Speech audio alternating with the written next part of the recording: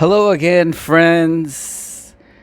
I got some good news. And before I dive into this good news, let me take a toke for the West Coast and for the East Coast and for the South Side and the North Side, because this is some good news, folks. I don't know if you got it, but I got it. And if you did it, I'm going to update you. Researchers say cannabis-based drug may provide resistance to Sars-Cov-2. This is per the Free Thought Project. Again, researchers say cannabis-based drug may provide resistance to SARS-CoV-2. But before we go into that, I say we take a small moment of silence for this small Kush toke.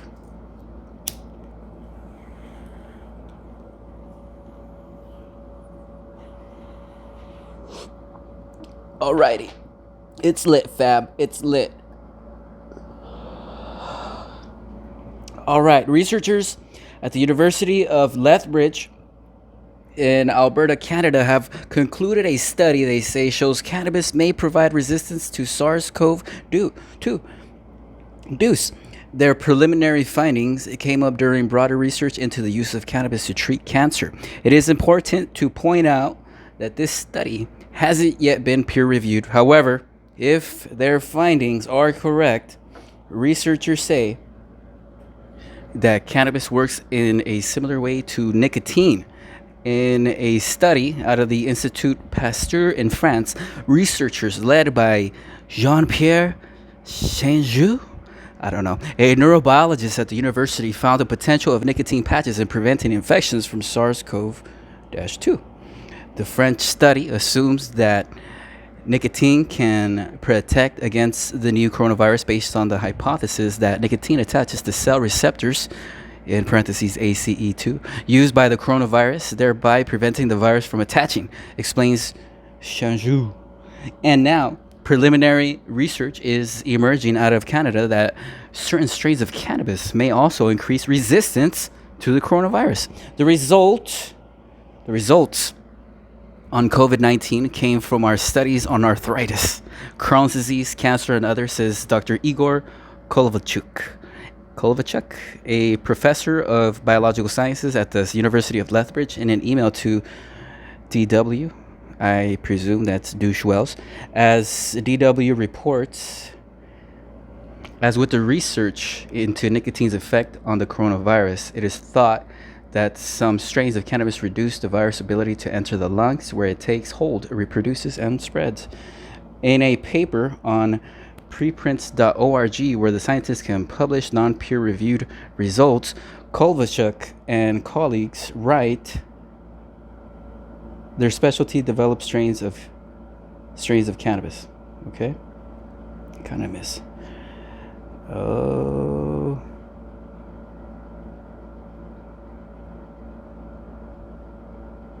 Okay.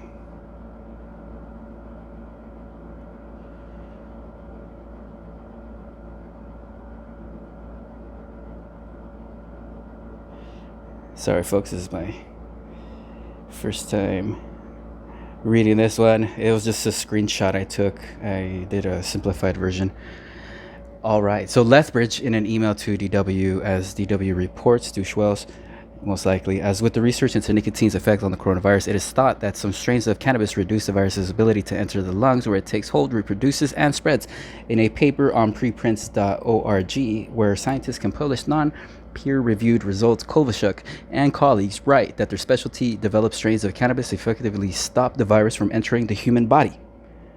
The study is one of many papers globally that have been shared on preprint websites, including preprints.org, in a bid to disseminate preliminary findings into potential COVID-19 treatments that have yet to undergo rigorous peer review.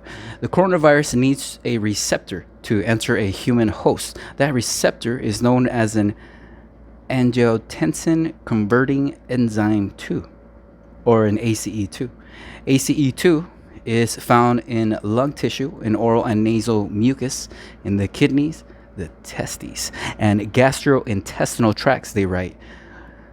And the theory is that by modulating ACE2 levels in those gateways to the human host, it may be possible to lower our susceptibility to vulnerability to the virus. It could basically reduce our risk of infection. If there's no if there's no ACE2 on tissues, the virus will not enter, says Kovacic. Researchers warn that not all cannabis is created equal, and that they only found 13 out of 800 new cannabis sativa variants researchers developed, they say, modulate AC2 levels in those human gateways. Researchers have to be particularly careful when disseminating the results given the social-political volatility of medicinal cannabis use, says Chris Alberton, a research portfolio lead at King's College London and an expert on cannabinoids and dementia. In this instance, the current research from Canada has just unveiled a potential therapeutic mechanism of action, but that would need to be validated and tested in well-designed, robust clinical trials before any meaningful clinical conclusions can be drawn, he says. Sadly, in the land of the free, this research is limited by the cannabis plant Schedule 1 classification by the federal government as cops continue to kidnap and cage people for cannabis. This plant's life-saving potential is hindered. This seems especially egregious knowing the plants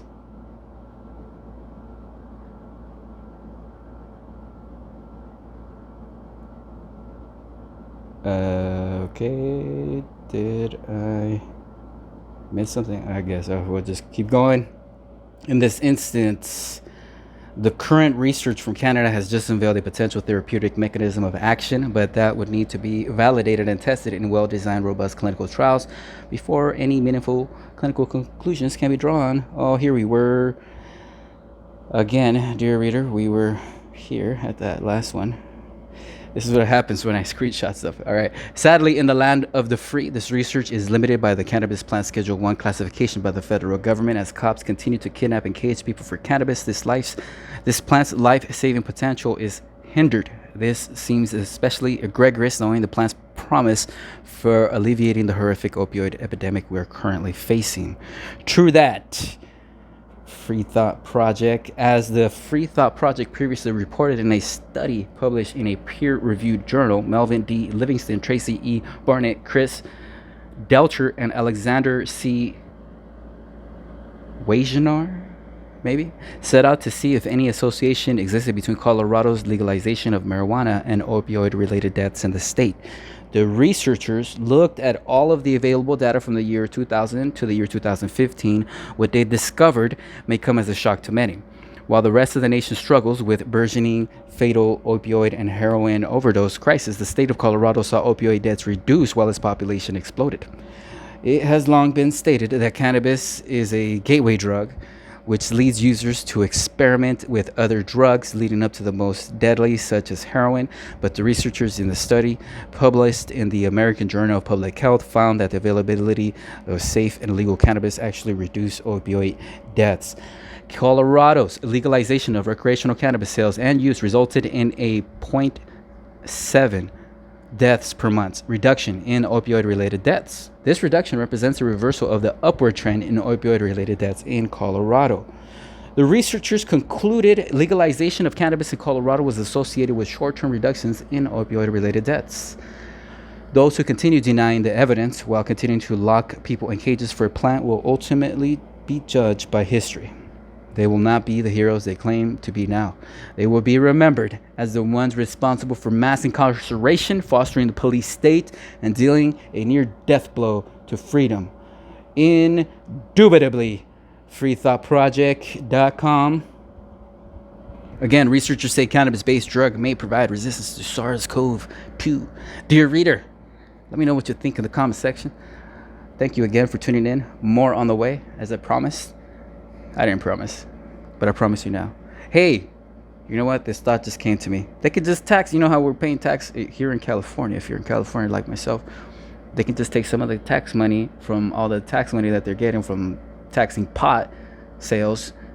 And instead of like creating this agency to like track down everybody's pot, they could use some of that tax money. It's probably going to be in the billions. and use it to balance the budget. How about that? Gavin needs to catch me outside. Thank you again for tuning in, dear reader. More on the way.